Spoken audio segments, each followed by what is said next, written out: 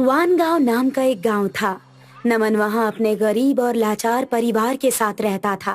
नमन की माँ सुकन्या लंबी बीमारी से गुजर रही थी, जिसे लेकर नमन हमेशा चिंतित रहता था। माँ की बीमारी के कारण नमन अपनी पढ़ाई भी पूरी ना कर सका। माँ, मैं सोच रहा हूँ कि कुछ दिन शहर जाकर नौकरी ढूंढाऊं। तब तक आप अपना ध्यान रखिएगा। शायद पिताजी हमें वहाँ मिल जाएं। बेटा, तुम्हारे पिताजी को लापता हुए 25 साल बीत चुके हैं। तुम कितनी बार शहर जाकर छानबीन कर चुके हो, लेकिन उनका कोई पता नहीं चला। अब उम्मीद करना ही गलत है। माँ, मुझे पूरा विश्वास है कि पिताजी को मैं इस बार जरूर ढूंढ निकालूंगा। तुम्हें मेरी तबीयत के बारे में अच्छे से पता है। मैं अकेले इस झोपड़े में नहीं रह सकती। मैं भी तुम्हारे साथ आ रही हूँ। जो होगा वो दोनों साथ में देख लेंगे। माँ बेटे दोनों ही अपने अपने बोरिया बिस्तरा बांधकर शहर के लिए रवाना हो गए। कुछ दूर चलने के बाद रमन ने देखा कि उनके पास रखा पानी खत्म हो चुका है। मुझे बड़ी प्यास लगी है बेटा, कहीं से भी पानी लेकर आ, वरना मैं चक्कर खाकर गिर जाऊंगी। आप यहीं पास वाले बगीचे में बैठ जाइए। मैं तब तक पानी लेकर आता हूँ और जल्दी आता हूँ। आप चिंता मत करिएगा। बेटा, जितना तुमने दिलासा दिया है ना, उतने में तो तुम जाकर पानी ले आते। जा और जाकर ले आ। नमन पास के गांव में पानी ढूंढने के लिए जाता है, लेकिन हर जगह उसे खाली सड़कें और सिर्फ पेड़ ही नजर आते हैं। और उन्हीं सड़कों पर उसे एक घर दिखता है, जो कि ठीक पहाड़ों के बीच में था। उस घर को देखते ही नमन के चेहरे पर राहत आती है। वहाँ एक घर नजर आ रहा है। मुझे वहाँ जाकर देखना होगा, बस पानी मिल जाए। नमन उस घर में जाता है और जाकर दरवाजा खटखटाता है। कोई है? कोई है? यहाँ पर कोई है? मेरी माँ का प्यास से बुरा हाल हो चुका है। कृपया करके मेरी मदद कीजिए। दरवाजा खोलिए, मुझे आपकी मदद चाहिए। हाँ हाँ, रुको बेटा, मैं आया। उस बूढ़े आदमी ने दरवाजा खोला और मटके से पानी निकाला और ग्लास में लाकर उसे देते हुए कहा, चलो चलो, जल्दी से चलो। मेरे पास ये पानी रखा हुआ है, ये उन्हें पिला दो। साथ ही मैंने कुछ जामुन लिए हैं, उन्हें ये जामुन खिलाकर पानी पिला देना। वो अपने आप ठीक हो जाएंगी। जैसा आप कहें। ये सामान मुझे दे दीजिए, मैं वहाँ उनसे पहले पहुँचा दूंगा। नमन उस आदमी से सारी चीजें लेकर अपनी माँ के पास पहुँचता है। पानी, पानी, पानी, जल्दी ले आओ बेटा। माँ, तुम चिंता मत करो। ये लो पानी, मैं लेकर आ गया हूँ माँ। उससे पहले ये जामुन खा लो। उस जामुन को खाकर नमन की माँ बिल्कुल तंदुरुस्त हो गई, जिसे देखकर नमन हैरान हो गया। माँ, आप तो एकदम बदल गई हैं। ये सब क्या है? मैंने आपको इतना स्वस्थ तो कभी नहीं देखा। मैं खुद ये बात नहीं समझ पा रही हूँ। आखिर ये सब माजरा क्या है? तुम्हें ये जामुन कहाँ मिले? और उस जामुन का स्वाद एकदम जाना पहचाना था। उतने में ही वहाँ पर वही शंकर आ जाता है, जिसे देखकर नमन की माँ सुकन्या हैरान हो जाती है। आप यहाँ? नमन, नमन, नमन, ये तो तेरे पिताजी हैं, जिन्हें हम शहर ढूंढने के लिए जा रहे थे। पापा, आप हमें क्यों छोड़कर चले गए? मैं तुम्हें सारी सच्चाई अच्छे से बताता हूँ। उस वक्त गांव में बाढ़ आ चुकी थी। पास का ही एक डैम खुलने के कारण सारा पानी गांव के अंदर आ गया था। अरे शंकर, जल्दी से अपने परिवार को उठाकर उन्हें रिश्तेदारों के पास भेज दो। डैम खुलने की वजह से इस गांव में पानी आ चुका है और जल्द ही पूरा गांव डूब जाएगा। ये तुमने ठीक कहा भाई, मैं अभी ऐसा ही करूंगा। उस वक्त शंकर ने ठीक वैसा ही किया। अपने बच्चे नमन और अपनी पत्नी सुकन्या को रिश्तेदारों के पास भेज दिया। तुम दोबारा इस डूबते हुए गांव में मत आना, मैं तुम्हारे पास जल्दी ही आऊंगा। आप जल्दी से हमारे पास आ जाइएगा, मैं आपका इंतजार करूंगी। बस नमन बेटे का ध्यान रखना। उसके बाद मैंने खबर सुनी कि रास्ते से जाती हुई बस खाई में गिर गई है और मैंने सोचा कि मैंने मेरा परिवार खो दिया है और इस जगह आकर बस गया। मैं आज बहुत खुश हूँ। मेरा परिवार सही सलामत है। आपका परिवार सलामती से बिल्कुल भी नहीं है और पिताजी के प्यार के लिए तरसा हूँ मैं। और एक आप हैं कि यहाँ रहकर जामुन खा रहे हैं। शर्म आनी चाहिए आपको। चुप रहो नमन। पिताजी से कोई ऐसे बात करता है क्या? आवाज ऊंची मत करो। भाग्यवान भला उस ऊपर वाले का जिसने मुझे मेरे परिवार से मिलाया। तुम्हारा दिया हुआ जामुन का पेड़ आज बहुत बड़ा हो गया है। मैंने उसे संभाल कर रखा था। वो कोई मामूली जामुन का पेड़ नहीं है, उसमें कई सारी शक्तियां हैं। मैं कुछ समझा नहीं। ये कैसे जामुन के पेड़ हैं? इससे क्या होता है? ये जामुन कई हजार सालों में एक बार ही फलता है। उस पेड़ के जामुन को खाते ही लोग तंदुरुस्त और ठीक हो जाते हैं। हम अपनी गरीबी इस जामुन की मदद से खत्म कर सकते हैं। बेटा, मैं मेरे परिवार को पाकर ही खुश हूँ। चलो उस घर पर वहाँ चलकर तुम जामुन के पेड़ को देख लो। नमन अपने पिता और अपनी माँ के साथ जाकर उस जामुन के पेड़ को देखता है और देखता है कि एक विशाल जामुन का पेड़ उस जगह पर खड़ा है, जिसे देखकर वो बहुत खुश हो जाता है। वो पूरा पेड़ जामुन से भरा हुआ होता है। माँ, इस जामुन से हम बेसहारा लोगों को ठीक करेंगे, कम पैसों में ही। बेटा, तुम्हारी सोच नेकी की है, लेकिन यहाँ के लोग बहुत ही बेसहारा और गरीब हैं। वो जामुन नहीं खरीदेंगे। तुम कोई और काम जरूर कर सकते हो। पिताजी, क्या मैं बिरयानी की दुकान खोल सकता हूँ? ये पहाड़ी इलाका है, हम थोड़ी ही दूर गांव में चले जाएंगे और वहाँ जाकर अपना बिरयानी बेचने का काम करेंगे। तुम ऐसा जरूर कर सकते हो, कोई दिक्कत नहीं है, ऐसा ही करो। नमन ने बिरयानी का ठेला खोल दिया और फिर पास ही के गांव में जाकर बिरयानी बेचने लगा। बिरयानी, गर्मा गर्म बिरयानी, जो खाए उसका दिल भर जाए। बिरयानी, गर्मा गर्म बिरयानी। खुशबू तो बड़ी अच्छी आ रही है। कितने के दिए भाई? सिर्फ 50 रुपए और पेट भर। अरे वाह, ये तो बहुत ही सस्ता और अच्छा है। दे दो, मेरे परिवार के लिए पूरे 200 रुपए का। जी। ऐसे ही नमन की बिरयानी बहुत ही ज्यादा चर्चित हो गई। कुछ दिन बीत चुके थे। नमन पूरी मेहनत से अपना काम किया करता था और अपने माँ पिताजी की सेवा भी किया करता था। इस बात से उसके माँ पिताजी दोनों ही बड़े खुश थे। माँ, मैं आपके लिए ये मंगलसूत्र लेकर आया हूँ, सोने का। अरे वाह बेटा, तुम हमेशा ऐसे ही तरक्की करो और काबिल बनो। सब बात कर ही रहे थे कि वहाँ पर गांव का मुखिया रोते हुए आया। शंकर, शंकर, अरे ओ शंकर, मेरे गांव को बचा लो, मेरे गांव को बचा लो, बड़ी समस्या हो चुकी है। ठहरो जरा, सांस लो, बताओ हुआ क्या? ऐसी कौन सी समस्या आ गई जो इतने भागे भागे इतनी दूर आए हो गांव से? मेरे गांव में समस्या आन पड़ी है। गांव का हर एक व्यक्ति बीमार है। गांव में एक बीमारी फैलने की वजह से लोग परेशान और हताश हैं। मैं गांव के बाहर था, इसी वजह से मैं बच गया। मेरा परिवार तक इस बीमारी की चपेट में आ चुका है। लेकिन इस बीमारी के बारे में तुम किसी डॉक्टर या वैद्य को क्यों नहीं बता देते? उस समस्या के डर से इतने लोग परेशान हैं कि मैं क्या बताऊं। पिताजी, हम उनकी मदद जादुई जामुन से कर सकते हैं। हम जामुन को बिरयानी में मिलाकर उन्हें खिला देंगे, जिससे वो बिल्कुल स्वस्थ हो जाएंगे। ऐसे में हमें उन्हें सिर्फ जामुन खिलाना चाहिए। नहीं माँ, उस गांव में हमारी बिरयानी बहुत बिकती है। जामुनी बिरयानी खाकर उन्हें पता भी नहीं चलेगा और वो एकदम तरोताजा हो जाएंगे। नमन बिल्कुल ठीक कह रहा है, हमें ऐसा ही करना चाहिए। बेटा, बस उन्हें ठीक कर दो, तुम्हें मुंह मांगी कीमत हम देंगे। नमन ने जादुई जामुन के पेड़ से कई सारे जामुन तोड़े और बिरयानी बनाकर उस जामुन में डाल दिया। और ये हो गई हमारी जामुन की बिरयानी तैयार।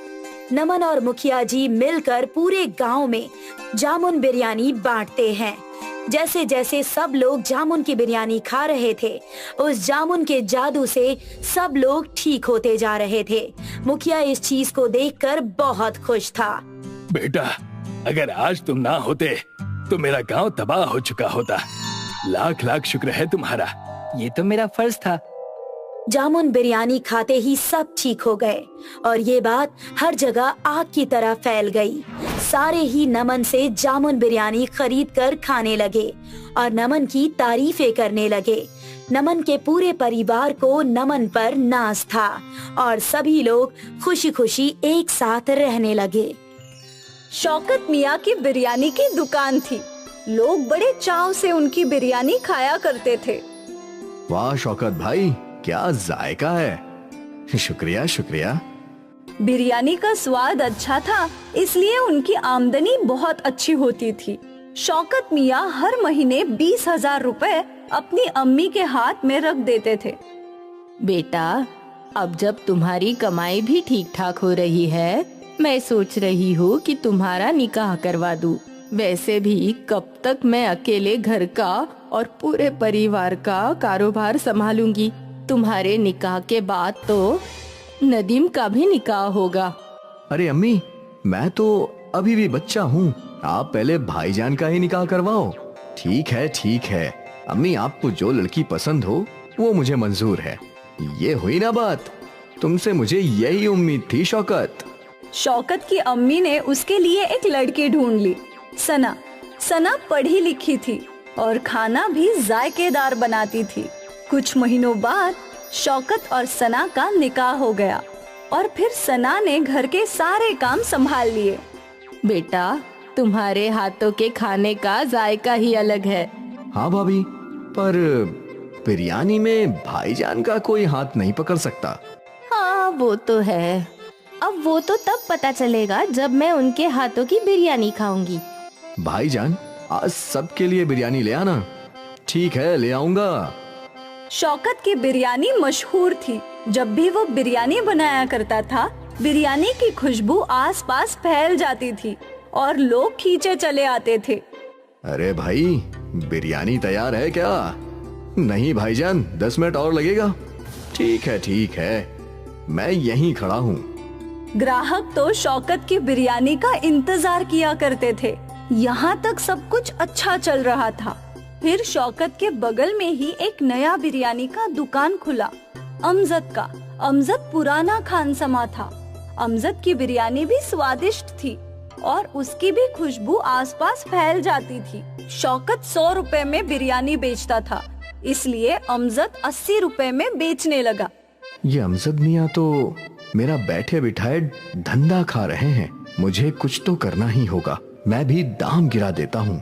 शौकत ने भी बिरयानी का दाम घटाकर 80 रुपए कर दिया। रोज तो इसी दुकान से बिरयानी खाते हैं, चल आज उस नई दुकान से खाते हैं। ठीक है। कई ग्राहक बस नया स्वाद चखने के लिए अमजद की दुकान में जाने लगे, पर अमजद के हाथों में अलग ही जादू था। एक बार जो उसकी बिरयानी खाता, वो उसी की दुकान में वापस आया करता था। कल जो बिरयानी खाई थी ना, आज भी वही खाएंगे। हाँ बिल्कुल, उस बिरयानी को भूल ही नहीं सकता। धीरे धीरे शौकत के ग्राहक कम होते जा रहे थे। शायद ये बस कुछ ही दिनों की बात है। अमजद की दुकान नई है, इसलिए लोग वहाँ बिरयानी का स्वाद चख रहे हैं। कुछ दिनों बाद मेरे ग्राहक लौट आएंगे। शौकत ने अपने आप को ये बात समझाने की कोशिश की, पर धंधे में नुकसान उसे सताए जा रहा था। अब घर पर भी वो अक्सर चिंता में रहा करता था। क्या हुआ शौकत, तू इतना परेशान क्यों है?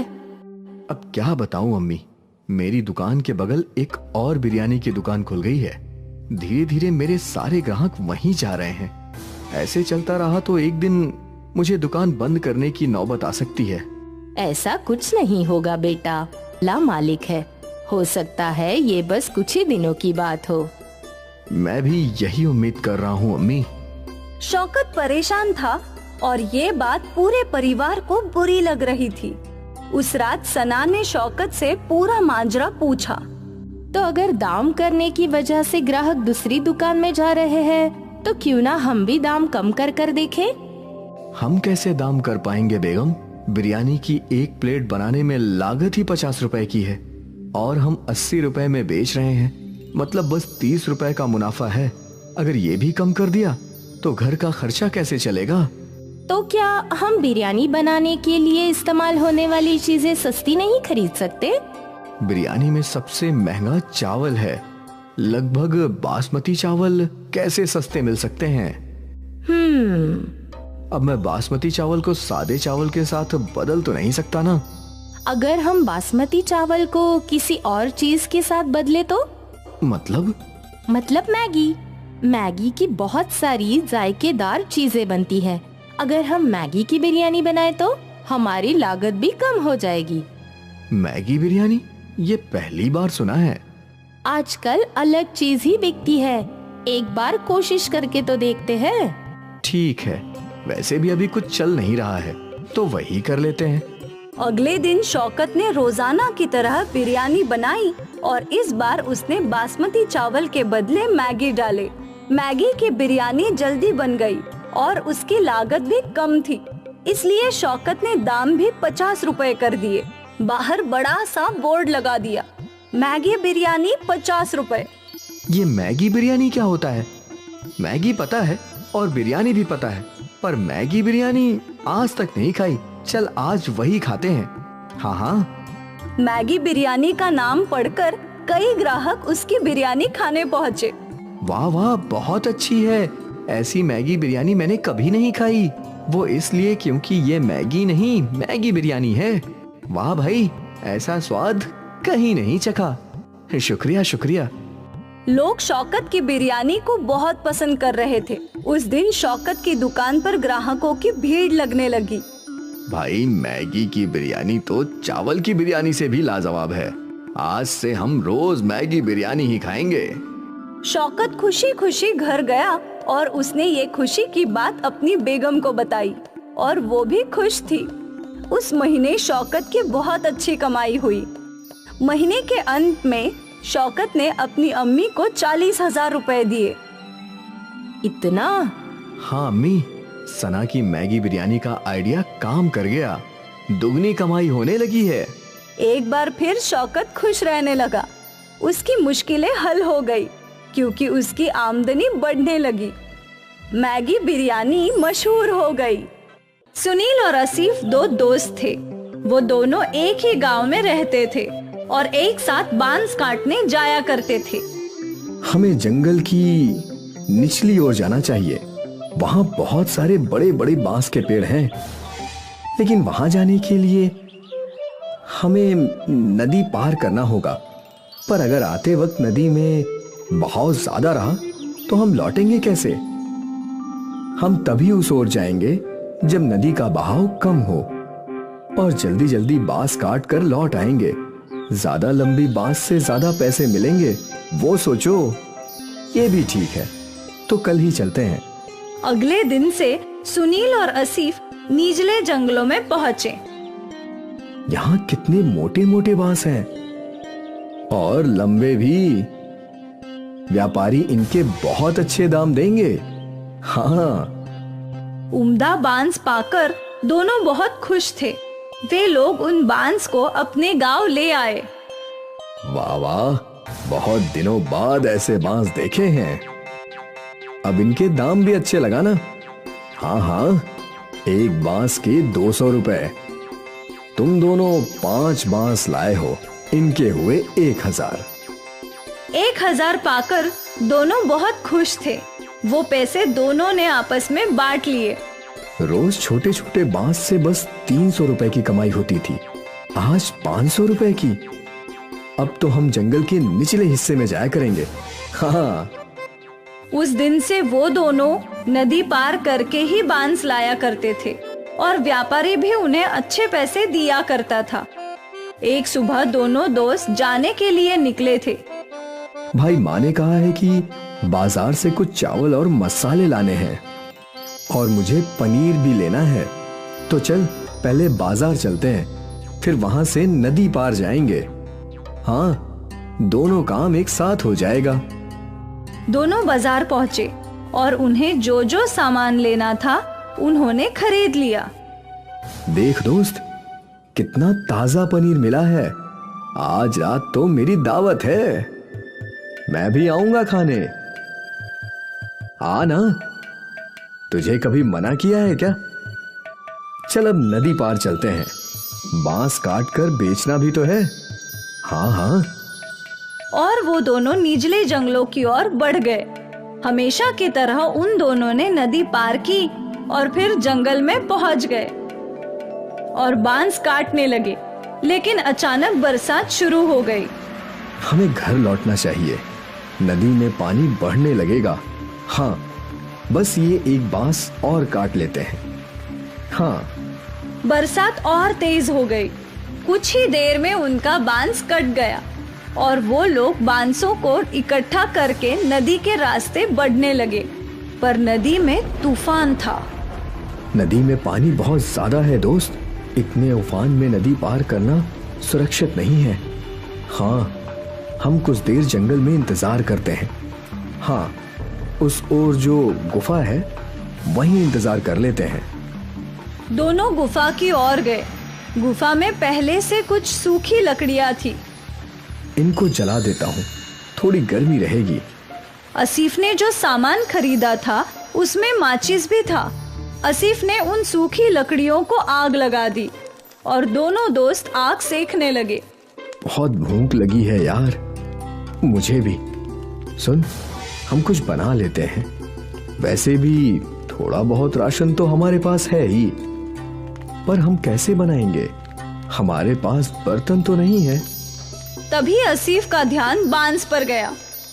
हमारे पास बम्बू तो है, बम्बू के अंदर खाना पका सकते हैं। कैसे? तुमने बम्बू बिरयानी नहीं सुनी? नहीं, बम्बू में बिरयानी भी बनती है, पर हमारे पास मांस कहाँ है? मांस नहीं है तो क्या हुआ, हमारे पास पनीर तो है। पनीर बिरयानी बना लेते हैं। पर कैसे? तू देखता जा। आसिफ ने 2 बांस के टुकड़े काटे। उसके पास जो चावल थे वो धो दिए। बाम्बू में चावल, मसाले, पानी, नमक और पनीर डाल दिया। फिर बाम्बू की एक ओर पेड़ के पत्तों को भर के बाम्बू को बंद कर दिया और फिर उन सबको अच्छे से हिलाकर जलती हुई आग में रख दिया। अब बस 20 मिनट में हमारी बम्बू बिरयानी तैयार हो जाएगी। देखते हैं। बाम्बू आग में अच्छे से सेकने लगे और जब बाम्बू पूरी तरीके से जल गए तो बहुत ही सौंधी सुगंध गुफा में फैल गई। लगता है बिरयानी तैयार हो गई है दोस्त। आसिफ ने वो बाम्बू बाहर निकाले और 2 केले के पत्ते लगा दिए और जैसे ही बाम्बू थोड़े ठंडे हुए और बिरयानी केले के पत्तों पर निकाल ली। दिखने में तो बहुत स्वादिष्ट है। अब जैसी भी हो, भूख लगी है, खाते हैं। चल। दोनों ने बिरयानी चखी और दोनों मंत्रमुग्ध हो गए और फिर दोनों बड़े चाव से बाम्बू बिरयानी खाने लगे। भाई, तू तो ऐसी लाजवाब बम्बू बिरयानी बनाता है ना कि क्या बोलूं। शुक्रिया। तुझे तो ये बिरयानी बेचनी चाहिए दोस्त। कहाँ मेहनत मजदूरी कर रहा है। इस बिरयानी को मशहूर होने में वक्त नहीं लगेगा। सच में? हाँ, तू कहे तो साथ में ढाबा खोलते हैं। हाँ हाँ, क्यों नहीं। जब बरसात थमी, नदी का पानी कम हुआ तो दोनों दोस्त सारे बांस लेकर अपने गांव आ गए। पर आज उन्होंने बांस बेचे नहीं। अगले दिन आसिफ और सुनील ने गांव के नुक्कड़ पर अपनी दुकान लगाई। गांव वाले अचंभे में थे कि आखिर ये लोग बांस में क्या बेच रहे थे। अरे बेटा, ये क्या है? ये बम्बू बिरयानी है काका, पनीर की। बम्बू बिरयानी? जरा हमको भी खिलाओ। गांव के लोगों ने पहली बार बाम्बू बिरयानी चखी। अरे वाह, क्या कमाल स्वाद है आसिफ भाई। ऐसी बिरयानी जिंदगी में नहीं खाई। मजा आ गया। आसिफ और सुनील की बाम्बू बिरयानी गांव में मशहूर हो गई। ग्राहक कतार में खड़े रहकर बाम्बू बिरयानी खाने लगे। आसिफ और सुनील की आमदनी कई गुना बढ़ गई। और फिर क्या था, सुनील और आसिफ ने मजदूरी छोड़कर बाम्बू बिरयानी बेचना शुरू कर दिया। वो लोग दिन दुगनी और रात चौगनी तरक्की करने लगे। दूर दूर से लोग उनकी बाम्बू बिरयानी खाने के लिए आने लगे। और देखते ही देखते उनका गांव में बहुत बड़ा होटल बन गया और दोनों अमीर भी बन गए। सोचा नहीं था कि कभी ये सब भी होगा। मैंने भी बिल्कुल नहीं सोचा था दोस्त। उस दिन वो बारिश हमारी किस्मत बदलने के लिए आई थी। हाँ, ना उस दिन बारिश आती और ना हम फंसते और ना ही हम कभी बम्बू बिरयानी बनाते। दोस्त, ये सब पहले से लिखा हुआ था। विधाता पहले से ही सबकी किस्मत लिख देता है। हम तो बस मोहरे हैं जो उसकी राह पर चलते हैं। बिल्कुल। बाम्बू बिरयानी ने आसिफ और सुनील की किस्मत बदल दी और उन दोनों को जिंदगी की बहुत बड़ी बात समझ आई। परेशानियों से ही नए रास्ते मिलते हैं और न जाने कब किस्मत कौन सा मोड़ ले ले। हल्कू एक गरीब किसान है। उसके घर में उसकी एक बेटी मुन्नी और उसकी पत्नी पार्वती रहती है। हल्कू के पास उसके खुद के खेत हैं, पर उसका गांव जंगल के किनारे है। इसीलिए जब भी फसल पककर तैयार होती तो जानवर खेतों में आते और फसल को नुकसान पहुंचाते थे। तबीयत ठीक नहीं है, फिर भी पूरी रात खेत में रखवाली करनी पड़ेगी। मन तो करता है कि इन खेतों को ऐसे ही बंजर रहने दूं। किसान होकर कैसी बातें करते हो? अपने खेतों की रखवाली नहीं करोगे तो फसल को जानवरों से कौन बचाएगा? पार्वती खाना परोसती है और तीनों लोग खाना खाते हैं। उसके बाद हल्कू एक कंबल ओढ़कर अपने खेत के लिए चला जाता है। बाहर बहुत तेज ठंड हो रही है। इन खेतों के चक्कर में ना एक दिन तो मैं ठंड से ही मर जाऊंगा, पर कोई समझने को तैयार ही नहीं है। हल्कू खेत में जाता है पर उसको बहुत नींद आने लगती है। इसीलिए वो एक कोने में कंबल से लिपटकर सो जाता है। रात को जंगली जानवर उसके खेतों को नुकसान पहुंचाते हैं, पर वो बेसुध होकर सोया रहता है। सुबह होने पर जब वो खेत की हालत देखता है, सारे खेत का सत्यानाश कर दिया। साल भर मेहनत करने का कोई फायदा नहीं है। हल्कू अपने घर जाता है, जहाँ पर उसका पड़ोसी उसका इंतजार कर रहा है। अरे हल्कू, कहाँ थे सुबह से? सुनो, आज मेरे बेटे की शादी है। रात को सभी लोग दावत पर आ जाना। ठीक है। दावत का नाम सुनकर हल्कू और उसका सारा परिवार खुश हो गया, क्योंकि आज उन्हें कुछ अच्छा खाने को मिलेगा। पिताजी, मेरे पास तो एक भी नए कपड़े नहीं हैं। मैं क्या पहनकर जाऊंगी शादी में? बिटिया, हम तो सिर्फ दावत में जा रहे हैं, कोई मेहमान थोड़ी हैं जो नए कपड़े पहनकर जाएंगे। शाम के समय हल्कू और उसका परिवार पड़ोसी के घर दावत में जाते हैं, जहाँ पर अनेक तरह के पकवान बनाए हुए हैं। ये देखो पिताजी, यहाँ तो बहुत सारी पनीर बनाई हुई है। क्यों नहीं बनाएंगे? आखिर पैसे वाले जो हैं, और वैसे भी एक ही तो बेटा है। अगर उसकी शादी में खर्चा नहीं करेंगे तो कब खर्चा करेंगे? मुझे तो बहुत भूख लगी है। आज तो मैं 6 रोटियां खाऊंगी। आज सिर्फ अच्छी अच्छी चीजें खाओ, जैसे कि हलवा, पनीर, पूरियां, लड्डू। रोटियां मत खाना, वो तो घर पर हमेशा ही बनती है। ये क्या कह रहे हो जी? सिर्फ अच्छी अच्छी चीजें खाएंगे और लोगों ने देख लिया तो क्या सोचेंगे कि किस जन्म के भूखे हैं। जिसको जो सोचना है सोचे, और हम दावत में इसीलिए आए हैं कि अच्छा खाना खा सके। बेटी, तुम मेरी बात सुनो और खूब हलवा पनीर खाओ। कल से तो वही सूखी रोटियां खानी है। हल्कू और उसका परिवार पेट भरकर खूब सारी चीजें खाते हैं। आज तो मजा ही आ गया पिताजी। 2 साल पहले सुनीता दीदी की शादी में ऐसा खाना खाया था। उस दिन के बाद आज इतना स्वादिष्ट खाना खा रही हूँ। तेरी शादी में भी मैं ऐसे ही स्वादिष्ट पकवान बनाऊंगा। देखना, लोग हाथ की उंगलियां चाटते रह जाएंगे। क्या सचमुच पिताजी? आप मेरी शादी में इतने सारे पकवान बनवाओगे? हाँ बेटी, बहुत धूमधाम से करवाऊंगा तेरी शादी। आखिर एकलौती बेटी हो तुम हमारी। हल्कू की ये बात मुन्नी के दिल में बैठ जाती है और वो सोचने लगती है कि जब उसकी शादी होगी तो सभी गांव वालों को अच्छी दावत दी जाएगी। मैं अपनी शादी में अपने सारे दोस्तों को बुलाऊंगी।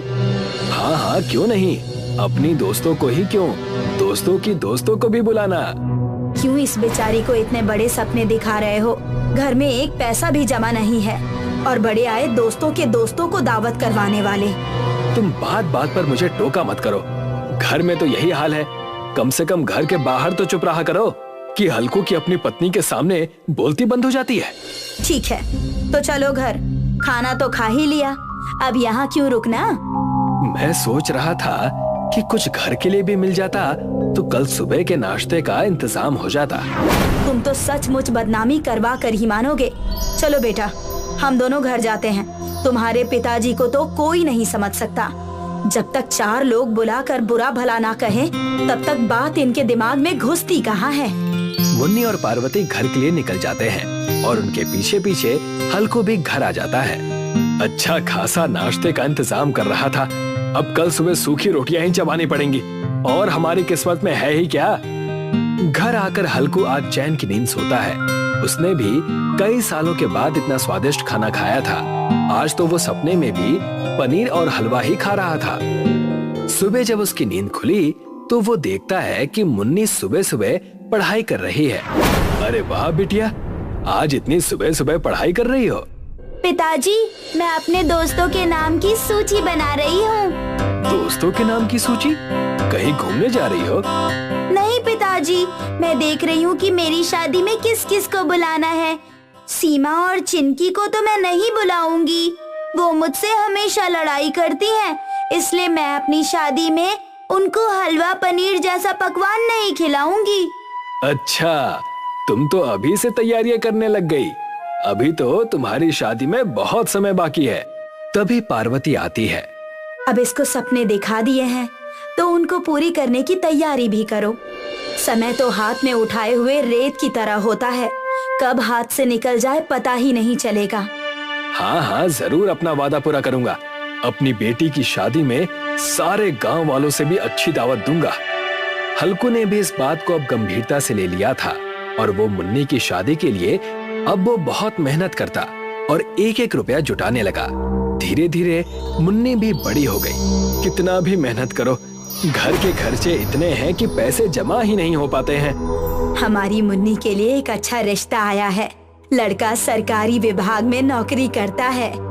ये तो बहुत अच्छी खबर है, पर अगर उन लोगों ने दहेज मांगा तो हम कहाँ से देंगे? वो सब बात मैंने कर ली है। उनको दहेज में कुछ भी नहीं चाहिए। अब तुम भी पैसों का इंतजाम करो ताकि गांव वालों को एक अच्छी दावत दे सको। मैं तो उसी दिन से पैसों के इंतजाम करने में लगा हुआ हूँ, जब से मैंने मुन्नी को वादा किया था कि उसकी शादी में अच्छी दावत करूंगा, पर पैसे हैं कि हाथ में रुकने का नाम ही नहीं ले रहे हैं। मुन्नी का रिश्ता तय हो जाता है और शादी का दिन निश्चित हो जाता है, पर अभी भी हल्कू के पास दावत करने के लिए पैसे जमा नहीं हुए हैं और वो मुन्नी की शादी में सिर्फ रोटी सब्जी और दाल बनवाता है। ये क्या पिताजी, आपने तो कहा था कि आप मेरी शादी में बहुत सारे पकवान बनवाओगे। मैंने यही कहकर अपने सारे दोस्तों को बुलाया है, अब सभी लोग मेरा मजाक उड़ा रहे हैं। मुझे माफ कर दो बेटा, मैंने बहुत कोशिश की, पर मैं इतने ही पैसे जुटा पाया कि दाल रोटी और सब्जी की दावत दे सकूं। बहुत लोगों से उधार भी मांगा, पर हमारी हालत देखकर हमें उधार देने के लिए कोई भी तैयार नहीं है। जब बारात आती है तो दूल्हे का पिता देखता है कि उनके लिए खाने में सिर्फ रोटी सब्जी ही है, तो वो बहुत चिढ़ जाता है। ये तो हमारा अपमान है। हमारा बेटा सरकारी नौकरी करता है, फिर भी हमने दहेज के नाम पर 1 रुपया तक नहीं लिया और हमें खाने में ये सूखी रोटियां और सब्जी खिलाई जा रही है। दूल्हे का पिता गुस्से में वहाँ से चला जाता है और उसके पीछे पीछे कुछ बाराती भी ये खाना देखकर वहाँ से वापस जाने लगते हैं। तभी वहाँ पर यात्रियों का एक दल आता है। सभी यात्रियों को भूख लगी है, इसीलिए वो हल्कू से खाना खिलाने के लिए कहते हैं। हम लोग यहाँ यात्रा पर आए हैं और साथ ही माता के दर्शन भी किए। दिन भर घूमकर हमें भूख लग गई है, क्या तुम हम सभी को खाना खिला सकते हो? हाँ जरूर, माता के भक्तों को खाना खिलाने का सौभाग्य तो नसीब वालों को मिलता है, पर मेरे पास अभी केवल रोटी सब्जी और दाल ही है। भूखे के लिए तो सूखी रोटियां भी अमृत के समान है। हल्कू सभी यात्रियों को भर पेट खाना खिलाता है और खाना खाने के बाद एक यात्री हल्कू को माता के मंदिर का प्रसाद देता है। ये लो, ये माता के मंदिर का प्रसाद है। ये तुम्हारी किसी भी इच्छा को पूरी कर सकता है। हल्कू वो प्रसाद लेता है और अपने मन में माता को याद करने लगता है। हे माँ, मैं तो सिर्फ इतना चाहता हूँ कि मेरी बेटी मुन्नी की शादी में मैं सभी लोगों को एक अच्छी दावत दे सकूं, पूरे गांव को स्वादिष्ट पकवान खिला सकूं, पर मुझ गरीब के भाग्य में ये सब कहाँ। जब हल्कू अपनी आंखें खोलता है तो देखता है कि उसका घर अनेक तरह के पकवानों से भरा हुआ है। हल्कू समझ जाता है कि ये माता का चमत्कार है। वो अपने समधी को बुलाकर वापस लाता है। वापस आ जाइए समधी जी, मैंने सभी बारातियों के लिए स्वादिष्ट पकवानों का इंतजाम कर दिया है। सभी बाराती, गांव वाले और मुन्नी के दोस्त स्वादिष्ट पकवान खाते हैं। मुन्नी की शादी भी अब बहुत धूमधाम से होती है और सभी लोग हल्कू की दी हुई इस दावत की चर्चा करने लगते हैं। सुधा जी के बेटे के मरने के बाद उनकी बहू गायत्री ने ही घर का सारा कार्यभार संभाला था। गायत्री पढ़ी लिखी नहीं थी, लेकिन मेहनती थी। गायत्री ने अपनी मेहनत और लगन से गांव में छोटा सा ढाबा खोला था। अरे बिटिया, लंच प्लेट ला दो। अभी लाई चाचा जी। गायत्री अपने ग्राहकों को भगवान का रूप समझती थी, इसीलिए हमेशा अच्छे से अच्छा खाना बनाने की कोशिश करती थी और उसके ग्राहकों को भी उसका खाना बहुत पसंद था। बिटिया, तुम्हारे हाथों में तो जादू है। तुम्हारे हाथ की सूखी रोटी भी स्वादिष्ट लगती है। ये सब माँ अन्नपूर्णा की कृपा है चाचा जी। वो तो है बेटा, तुम खुद ही अन्नपूर्णा का रूप हो। कहा चाचा जी, मैं तो उनकी एक छोटी सी भक्त हूँ, वो तो बहुत बड़ी हैं। दुनिया भर का पेट भरने वाली माँ अन्नपूर्णा अतुलनीय है। गायत्री माँ अन्नपूर्णा की भक्त थी, इसीलिए उसने अपने ढाबे का नाम भी अन्नपूर्णा ढाबा रखा था। वो रोज सुबह पहले माँ अन्नपूर्णा की पूजा करती थी और फिर ही भोजन बनाना शुरू करती थी। अरे बेटी गायत्री। जी माँ जी। मुझे कुछ खाने को देना, आज मेरे पास पैसे नहीं हैं। कल मेरा बेटा शहर से आएगा तो तुझे पैसे दे दूंगी। कोई बात नहीं माँ जी, आप पैसे नहीं भी देंगी तो भी चलेगा। गायत्री ने तुरंत उस बूढ़ी औरत को खाना लाकर दिया। भगवान तेरा भला करे। आए दिन गायत्री किसी न किसी की मदद करती थी, बिना अपने मुनाफे की फिक्र किए। पर सुधा जी हिसाब किताब की पक्की थी। अरे गायत्री, इस महीने व्यापार कम हुआ है क्या? नहीं सासू माँ, तो यहाँ हिसाब में 1000 कम दिख रहे हैं। अरे हाँ, याद आया, वो काकी है ना, उनके घर कोई नहीं था तो मैंने उन्हें मुफ्त खाना खिलाया। ओह मेरी देवी अन्नपूर्णा, उस काकी का बेटा शहर में बड़ा अफसर है, उन्हें क्या जरूरत आन पड़ी मुफ्त में खाना खाने की? सासू माँ, उनका अपने बेटे से झगड़ा हो गया है, वो उन्हें पैसे नहीं भेज रहा। अब भला इस उम्र में वो भूखी रहे, ये अच्छी बात है क्या? इसीलिए मैंने उन्हें कह दिया है कि वो रोज मेरे ढाबे में मुफ्त में खाना खा सकती हैं। ठीक है, पर और किसी को मुफ्त में मत खिलाना। एक और बात बताना भूल गई, कभी कभी रामू काका के घर कोई नहीं होता तो वो भी आते हैं। ठीक है, तू बहुत भोली है, ये शातिर गांव वाले तुझे लूट रहे हैं और तू समझ ही नहीं पा रही। देवी अन्नपूर्णा की इच्छा की वजह से सबको खाना मिल रहा है। तू और तेरी देवी अन्नपूर्णा अब वही हमारी नैया पार लगा सकती हैं। सुधा जी को लगता था कि उनकी बहू गायत्री को गांव वाले बेवकूफ बना रहे हैं, पर गायत्री जानती थी कि वो जो भी अच्छा काम कर रही है वो देवी माँ की इच्छा थी। बादलों के ऊपर देवी माँ अपनी भक्त को देखकर मुस्कुरा रही थी। तभी नारद मुनि वहाँ आए। नारायण नारायण। आइए नारद मुनि। आप अपने भक्त को देखकर मुस्कुरा रही हैं। गायत्री आपकी सच्ची भक्त है देवी। वो दिन भर लोगों को खुशी से खाना खिलाती है। हम जानते हैं नारद मुनि। तो आप अपनी सच्ची भक्त को उसकी भक्ति का फल क्यों नहीं देती माते? देंगे, अवश्य देंगे, पर उससे पहले हम अपनी भक्त की भक्ति परखेंगे। नारायण नारायण। अन्नपूर्णा देवी ने रात में तेज आंधी से गायत्री के ढाबे को तोड़ दिया। ये क्या माते, अब आपकी भक्त लोगों की सेवा कैसे करेगी? देखते जाइए नारद जी। सुबह हुई, गायत्री ने अपने ढाबे का हाल देखा। अरे ये क्या, आसपास की सारी दुकानें ठीक है, तो बस तेरे ही ढाबे में ये तूफान कैसे आया? पता नहीं सासू माँ। हे अन्नपूर्णा माता, मेरी मदद कीजिए। अन्नपूर्णा देवी ने एक बूढ़ी औरत का रूप धारण किया और वो खुद गायत्री के ढाबे के बाहर आ गई। अरे बेटी, कई दिनों से भूखी हूँ, तुम्हारे पास कुछ हो तो मुझे खाने को दे दो। गायत्री ने अपनी आंखों से गिर रहे आंसू पोंछे। माँ जी, मेरा तो चूल्हा तक टूट गया है, अगर मैं आपकी सहायता कर पाती तो जरूर करती। गायत्री बोल ही रही थी कि उसके पीछे का चूल्हा अपने आप ठीक हो गया। क्या तुम उसी चूल्हे की बात कर रही हो बेटी? गायत्री ने पीछे देखा तो वो हैरान रह गई। अभी कुछ मिनट पहले वो चूल्हा पूरा टूटा हुआ था। माँ अन्नपूर्णा इस भूखी औरत का पेट भरना चाहती हैं। गायत्री ने तुरंत चूल्हा जलाया और उस बूढ़ी औरत के लिए खाना बनाने लगी। सुधा भी हैरान थी कि सब कुछ टूट चुका था तो अचानक चूल्हा ठीक कैसे हो गया। गायत्री ने कुछ रोटियां सेकी और एक सब्जी बनाई और उस बूढ़ी औरत को परोस दी। बूढ़ी औरत ने वो सारा खाना खाया। माँ जी, और लाऊं? नहीं नहीं बेटी, मेरा पेट भर गया। अच्छी बात है, आपको कभी वापस भूख लगे तो यहीं आना। वो बूढ़ी औरत हंस पड़ी और अपने असली रूप में आ गई।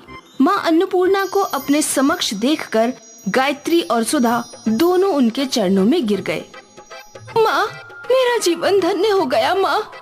और तुम्हारी जैसी भक्त पाकर मैं भी धन्य हो गई गायत्री। तुम मेरी सच्ची भक्त हो। तुमने सदा ही लोगों का पेट भरा है, इसीलिए मैं तुमसे बहुत खुश हूँ। गायत्री, मैं वरदान देती हूँ कि आज के बाद तुम्हारा ये ढाबा कभी खाली नहीं रहेगा, ना ही ये चूल्हा कभी बंद होगा, और फिर कभी तुम्हें पैसों की चिंता करने की जरूरत नहीं पड़ेगी। तुम हमेशा लोगों का पेट भरना। जैसी आपकी इच्छा माते। गायत्री ने माँ अन्नपूर्णा का आशीर्वाद लिया और वो गायत्री को वरदान देकर वहाँ से चली गई। पल भर में गायत्री का ढाबा पहले से भी अच्छा बन गया। पूरा ढाबा चमक रहा था। जय माँ अन्नपूर्णा, जय माँ अन्नपूर्णा। ढाबे के ठीक होते ही ग्राहकों की भीड़ लगने लगी। गायत्री और सुधा दोनों मिलकर खाना बनाते गए और ग्राहक खाते गए। उस दिन माँ अन्नपूर्णा की कृपा से गायत्री कई गुना पैसे कमा रही थी और अब उसने रोज मुफ्त में कई गरीबों को खाना खिलाना भी शुरू कर दिया। सासू माँ, आज आप मुझे नहीं रोकेंगी मुफ्त में खाना खिलाने से? बिल्कुल नहीं। जब माँ अन्नपूर्णा इनकी भूख मिटाना चाहती हैं, तो मैं कौन होती हूँ इस कार्य में अड़चन डालने वाली। जय माँ अन्नपूर्णा। देवी माँ की कृपा से गायत्री के ढाबे का चूल्हा हमेशा चलता रहा और ग्राहकों का पेट भरता रहा। बिना गैस और बिना लकड़ी के वो चूल्हा हमेशा चलता रहा। दूर दूर से लोग स्वयं चलने वाले चूल्हे को देखने आते थे और सभी के सभी माँ अन्नपूर्णा की इस महिमा से हर्षित थे।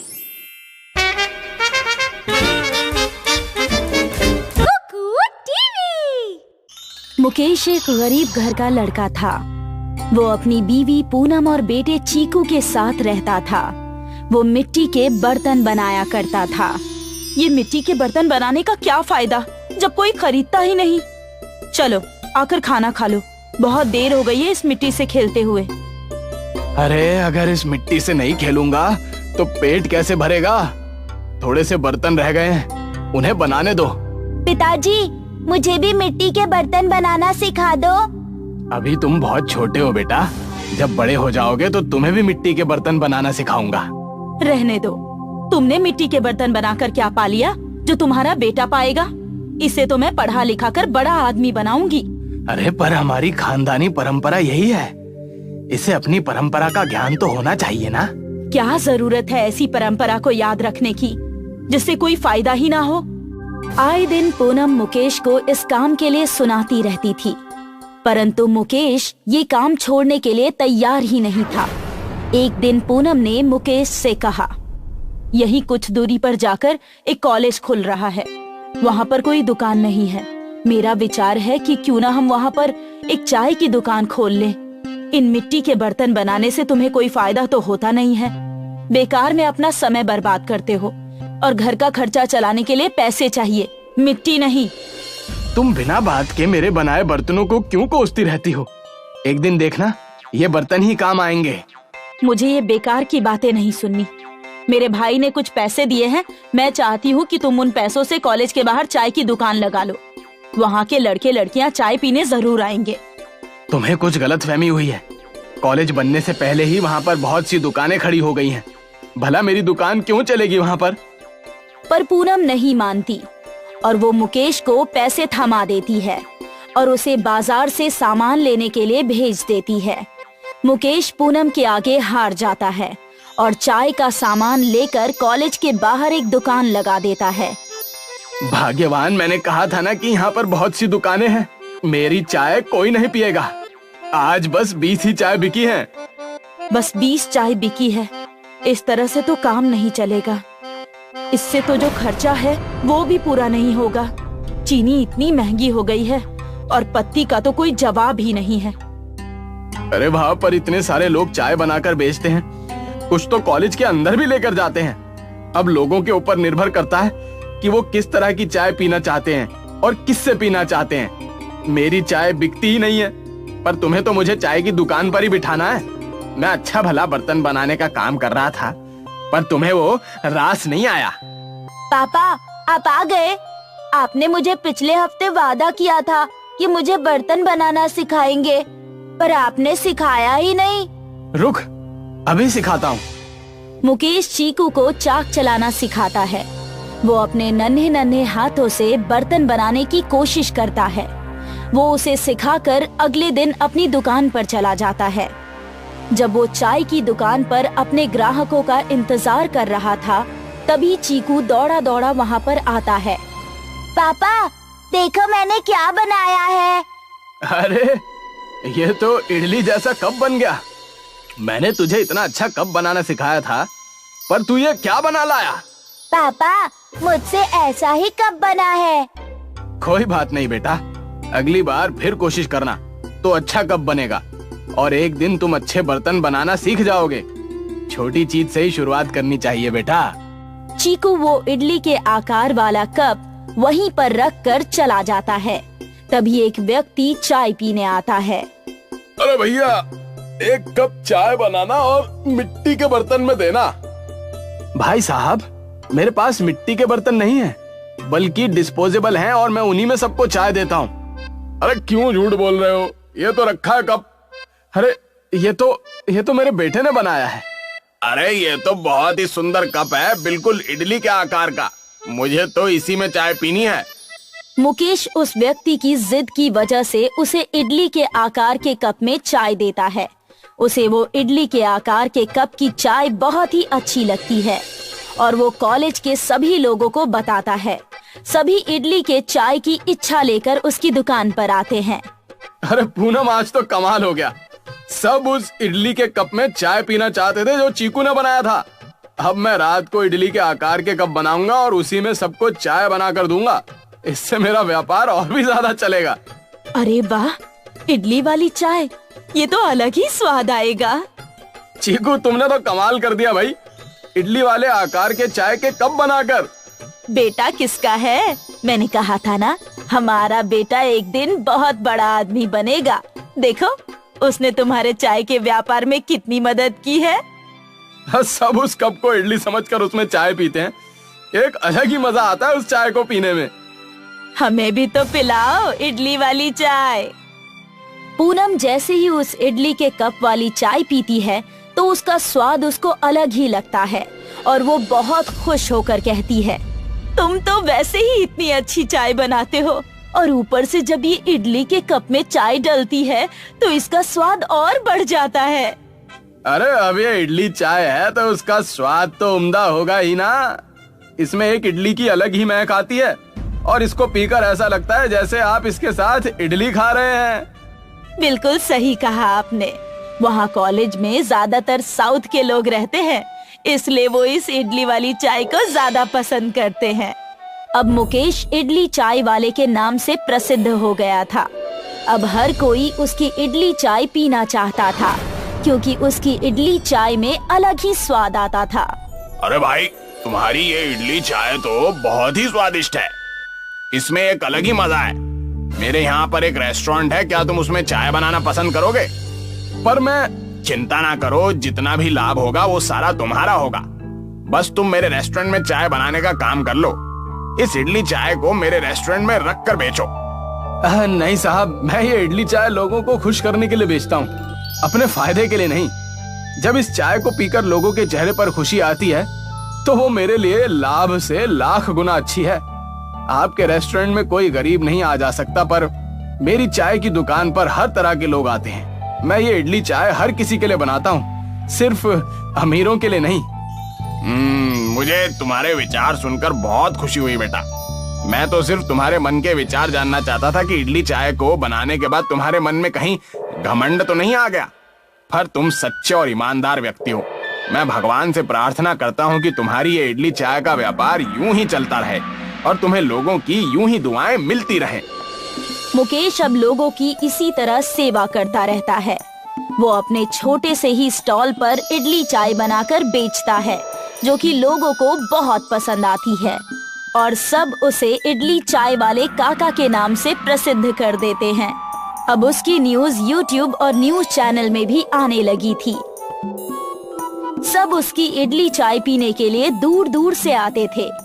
अब वो मुकेश चाय वाला नहीं, बल्कि इडली चाय वाला बन चुका था। गुलाबगंज नाम का एक गांव था, जहां जीतू नाम का व्यक्ति अपनी पत्नी शीला के साथ रहता था। जीतू गांव में खीर बेचकर अपना गुजारा करता था। जीतू की दुकान के ठीक सामने रवि भी खीर बेचा करता था। खीर ले लो, अच्छी मीठी खीर ले लो, खाओगे तो कटोरी चाटते रह जाओगे। मैं बेचता हूँ पूरी दुनिया की सबसे अच्छी खीर, स्वाद की पहचान, हमारी खीर की शान। आ जाओ आ जाओ। सभी गांव वाले सिर्फ रवि से ही खीर लिया करते थे, जिससे उदास होकर जीतू घर जाने लगता है। इतने में रवि जीतू को आवाज लगाता है। जीतू, अरे ओ जीतू, जरा यहाँ आओ भैया। क्या हुआ, आज कमाई नहीं हुई क्या? अब क्या बताऊं रवि भाई, जब से तुमने ये खीर की दुकान खोली है तब से मेरे पास से कोई खीर लेना ही नहीं चाहता है। समझ रहा हूँ भैया, समझ रहा हूँ। एक काम करो, खीर बेचना छोड़ दो और कुछ और बेचना शुरू करो, क्योंकि खीर तुम मुझसे अच्छी नहीं बना पाओगे और धीरे धीरे तुम्हारा काम बंद हो जाएगा। फिर अपनी घर वाली को क्या खिलाओगे? तुम्हारी सड़ी हुई खीर। जीतू निराश होकर अपने घर चला जाता है। जीतू की पत्नी शीला जीतू को देखकर उससे पूछने लगती है, क्या हुआ, इतने नाराज क्यों है? अब क्या बताऊं शीला, जब से रवि ने अपनी खीर की दुकान खोली है, मेरी दुकान से कोई खीर लेना ही नहीं चाहता है। पता नहीं ऐसा क्या मिलाता है वो अपनी खीर में कि सब लोग उसकी खीर को ही खाना चाहते हैं। कोई बात नहीं, ऊपर वाला जरूर हमारी मदद करेगा। आप बस अपने काम पर ध्यान दीजिए। दूसरी ओर रवि दूसरे गांव में दवाई बेचने वाले सुशील से मिल रहा था। अरे सुशील, वो शहरी दवाई दे जिससे खीर मीठी हो जाती है। मैं दे तो दूंगा, मगर याद रखना, अगर इसको ज्यादा मात्रा में खीर में डाला ना तो ये लोगों को बीमार भी कर सकता है। अरे जानता हूँ, मैं कहाँ इस दवाई को पूरी डालने वाला हूँ खीर में। रवि उस शहरी केमिकल को अपनी खीर में डाला करता था, जिससे खीर और स्वादिष्ट हो जाती थी। एक दिन ऐसे ही जीतू नदी के किनारे बैठकर अपने आप से बात कर रहा था। जब पिताजी थे तब खीर की दुकान कितनी अच्छी चलती थी, मगर अब जब खीर की दुकान मेरे पास है तो कोई खीर खरीदना ही नहीं चाहता है। अगर ऐसा ही चलता रहा तो मैं और मेरी पत्नी पूरी तरह से कंगाल हो जाएंगे। तभी वहाँ पर जीतू को नदी के किनारे एक मछली तड़पती हुई दिखती है। ओह, शायद ये मछली गलती से नदी से बाहर आ गई होगी। मैं अभी इसे फिर से नदी में डाल देता हूँ। जैसे ही जीतू उस मछली को नदी में डालता है, वो एक खूबसूरत जल परी में बदल जाती है, जिसके बालों में गुलाब के फूल लगे हुए थे। शुक्रिया आपका, आपने मेरी मदद की। कई साल पहले मुझे एक साधु ने श्राप दिया था और कहा था जब तक कोई नेक इंसान तुम्हारी मदद नहीं करेगा तब तक तुम्हारा श्राप नहीं टूटेगा। आज आपने मेरी मदद करके मेरा श्राप तोड़ दिया। आपका बहुत बहुत शुक्रिया जीतू। मांगो, क्या चाहिए आपको? मैं आपकी मदद करूंगी। अगर आप मेरी मदद करना चाहती हैं, तो मेरी बस इतनी मदद कीजिए कि मेरी खीर और अच्छी से बिकने लगे। जलपरी अपने सिर से गुलाब का फूल निकालकर जीतू को दे देती है। इसे रख लीजिए। इस गुलाब के फूल की पंखुड़ियों को अपने खीर में डालकर गांव में बेचिएगा। ये कोई ऐसा वैसा गुलाब का फूल नहीं है। इसे जब आप अपनी खीर में डालेंगे तो आपकी खीर दुनिया की सबसे स्वादिष्ट खीर बन जाएगी। मगर इसका इस्तेमाल किसी गलत इरादे से मत कीजिएगा, नहीं तो ये गुलाब का फूल उल्टा काम करेगा। जलपरी ये कहकर चली जाती है और जीतू उस गुलाब के फूल को अपने घर ले जाता है। अगला दिन होता है। जीतू और रवि दोनों अपनी खीर की दुकान खोलते हैं। जीतू अपने खीर में उस गुलाब के फूल की पंखुड़ियों को डाल देता है। मीठी खीर का असली खजाना, गुलाब की खीर का जादू पुराना, स्वाद में भरा दिल को छू जाए, गुलाब की खीर सबको भाए, आओ आओ और गुलाब की खीर खाओ। ये कौन सी खीर है भैया? पहले कभी नहीं सुनी। गुलाब की खीर, ये तो मैंने कभी नहीं सुनी। चलो चख कर देखते हैं। दोनों ही आदमी जीतू के दुकान पर पहुंचते हैं। अरे जीतू, जरा ये खीर चखाना तो, कभी सुना नहीं गुलाब की खीर के बारे में। जी अभी देता हूँ। जीतू दोनों को एक एक प्लेट खीर देता है, जिसे खाकर मानो उनके होश ही उड़ गए हों। अरे ये तो बहुत ही स्वादिष्ट खीर है, मैंने कभी ऐसी खीर नहीं खाई।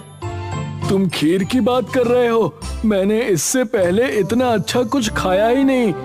भाई लाओ और 2 प्लेट दे दो, मैं तो आज खीर खाऊंगा पूरे दिन। लाओ भाई, मुझे भी 2 प्लेट दो। जीतू उन लोगों को गुलाब की खीर खाने के लिए देता है। धीरे धीरे पूरे गांव में जीतू की गुलाब की खीर की चर्चा होने लगती है।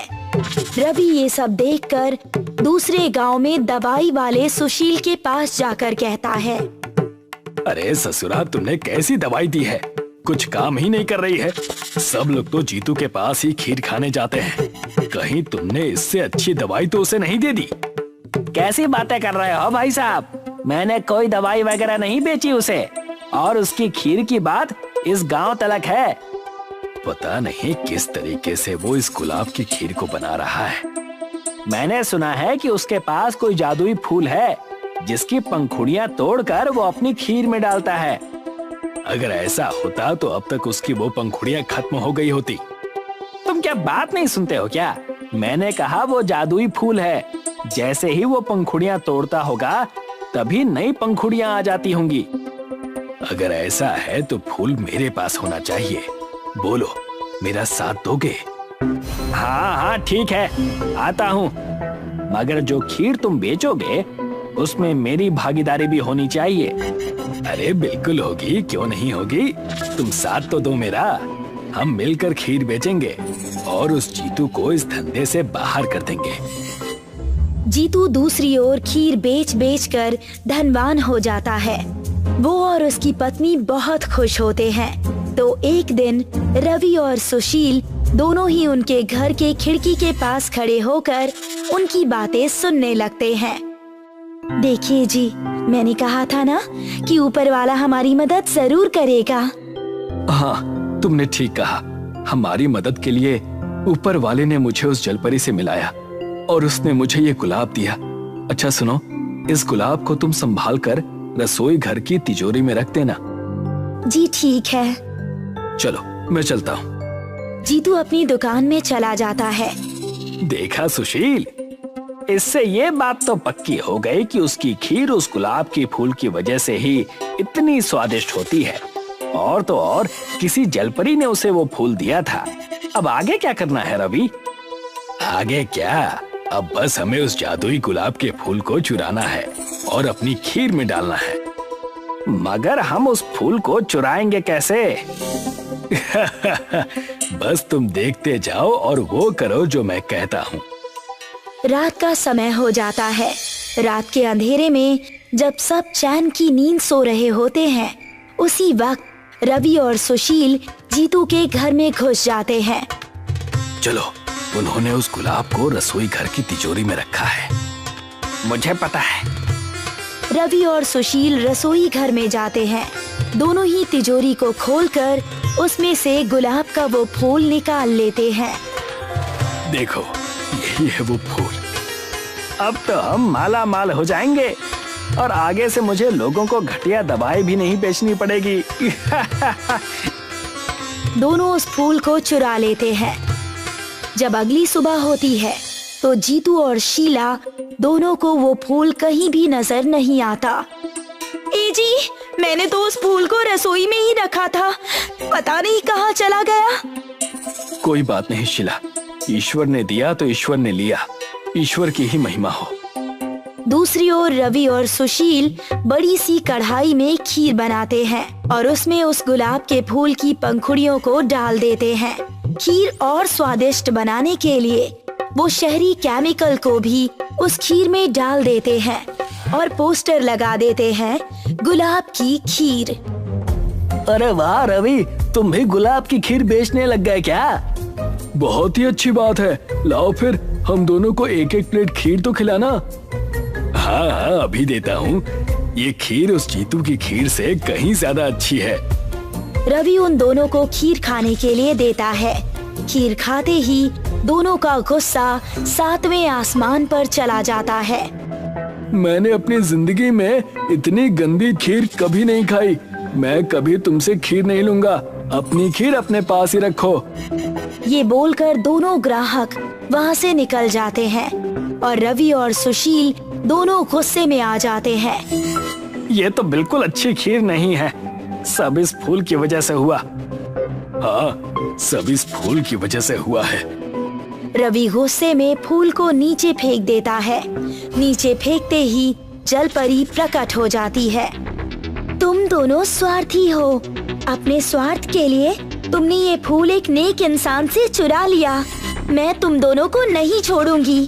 तुम दोनों अभी के अभी बिल्ली में बदल जाओगे। जैसे ही जलपरी ये कहती है, दोनों ही बिल्ली में बदल जाते हैं और जीतू को वो फूल अपनी दुकान पर पड़ा हुआ मिल जाता है। कमलागंज नाम का एक गांव था। वहाँ एक खूसट जमींदार रहता था। लोगों को परेशान करना और लोगों को पराजित करना उसे बहुत पसंद था। बताओ, आज क्या लाई हो खाने में? जमींदार साहब, अपने कंगन बेचकर मैं आपके लिए बिरयानी लाई हूँ। अब तो आप हमारी जमीन वापस दे दीजिए। अरे वाह, ये हुई ना बात। क्या करोगी जमीन वापस लेकर? तुम्हारा पति तो वैसे भी मेरे खेतों का मजदूर है। कृपा करे, हम पे बख्श दे। तभी वहाँ मुंशी आया और कहने लगा, मालिक, खुशखबरी, उस बैजू ने भी अपनी जमीन हमें गिरवी दे दी। ये तो होना ही था। अब पूरा गांव हमारी मुट्ठी में है। नहीं ठाकुर साहब, गांव के सड़क किनारे की जमीन अभी भी नवीन के परिवार के पास है। कौन नवीन? मैंने उसे ठीक से पहचाना नहीं। वही जिसकी पत्नी अभी कुछ ही दिन पहले बीमारी के चलते गुजर गई। चल तो जरा हम भी शोक मनाएं उसके घर पर। ठाकुर और मुंशी नवीन के घर जाने के लिए निकल गए। वहां जाकर देखा कि नवीन अपनी पत्नी की तस्वीर से ही बात कर रहा है। भाग्यवान, जब से तुम गई हो मैं सुकून से जी नहीं पा रहा। हमेशा तुम्हारी यादों में खोया रहता हूँ। भगवान करे तुम जहाँ कहीं भी हो, बस खुश रहो।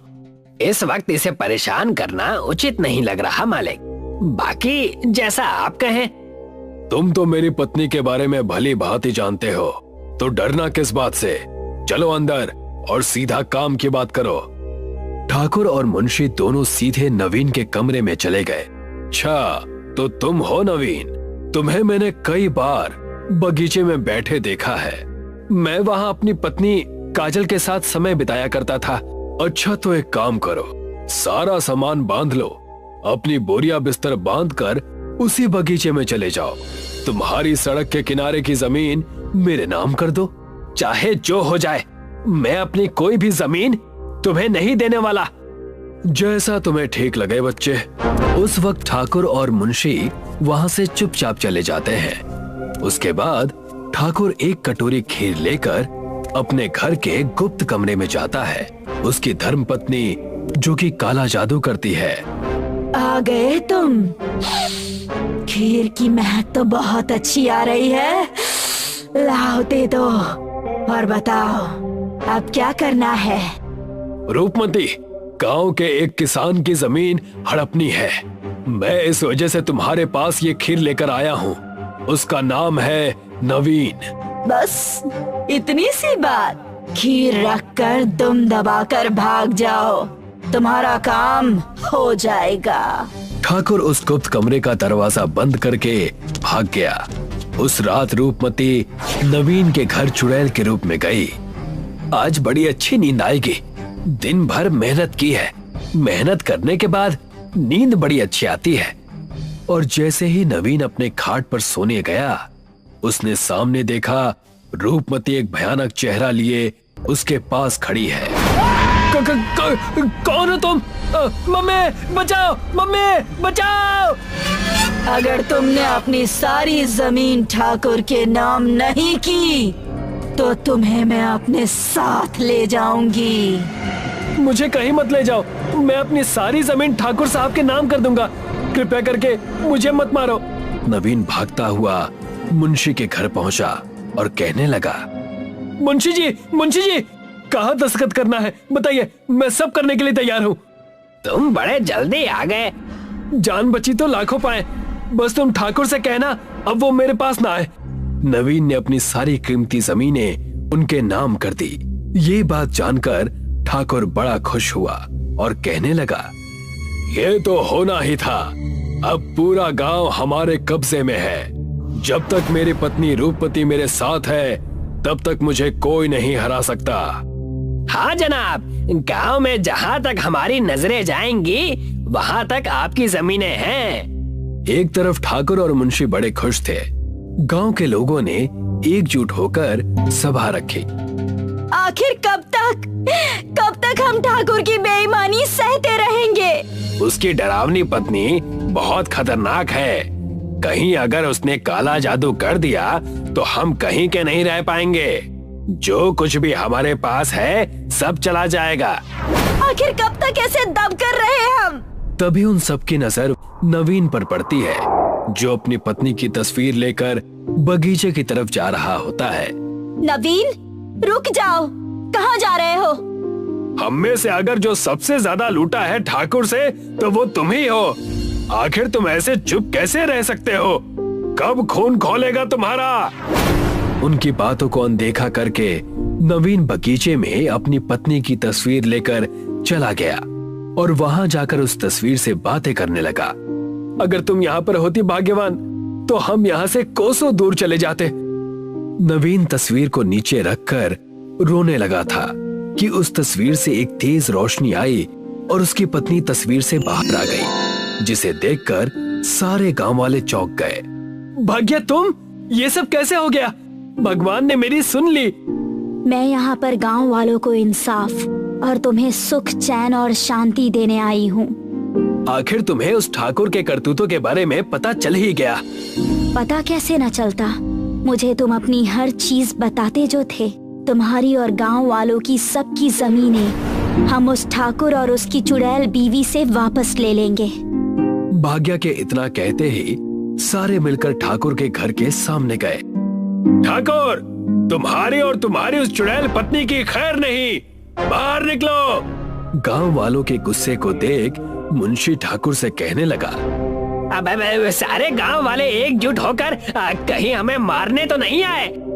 ये तुम कैसी बहकी बातें कर रहे हो? चलो चलकर देखें तो। उन्होंने देखा कि नवीन अपनी पत्नी, जो तस्वीर से निकल चुकी है, उसके साथ लोगों के बीचों बीच खड़ी है। तुम आगे चलो, मैं अभी रूपमती को लेकर आया। आज इस गांव में केवल हम बचेंगे। मुझे पता था ठाकुर साहब बहुत गलत कर रहे हैं। उन्हें उनके किए की सजा मिलनी ही चाहिए। मुंशी और गांव वाले बात कर ही रहे थे कि ठाकुर की चुड़ैल पत्नी रूपमती वहां आ गई और गांव वालों और भाग्या पर आग की बारिश करने लगी। आग की लपटें इतनी तेज थीं कि गांव वाले इधर उधर भागने लगे। रुक जाओ, सब एक जगह ठहर जाओ, किसी को कहीं भागने की जरूरत नहीं। मेरी जो छोटी सी तस्वीर है उसके पास आ जाओ सबके सब। भाग्या ने ऐसा जादू किया कि उसकी छोटी सी तस्वीर बहुत बड़ी हो गई और जिसके नीचे गांव वाले आकर छुप गए और उस विशाल तस्वीर ने आसमान से बरसती आग को रोक दिया। अब मैं तुम्हें मजा चखाऊंगी। तुम अब क्या करने वाली हो? भाग्या ने अपनी जादू से खीर की बारिश कर दी, जिसे देखकर रूपमती का मन ललचाया और वो नीचे आकर खीर खाने लगी। और इसी चीज का फायदा उठाकर भाग्या ने रूपमती के बालों को काट दिया। नहीं नहीं, ये क्या कर दिया तुमने? मेरे बरसों की मेहनत और तपस्या को खत्म कर दिया तुमने। अब मैं क्या करूंगी?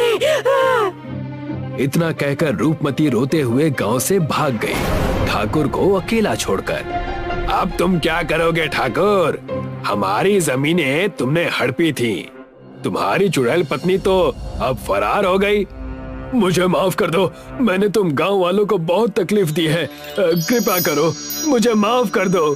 ठाकुर और मुंशी को गांव से बाहर निकाल दिया। रूपमती दोबारा कभी नहीं आई और भाग्या गांव वालों को इंसाफ दिलाकर फिर से उस तस्वीर में चली गई।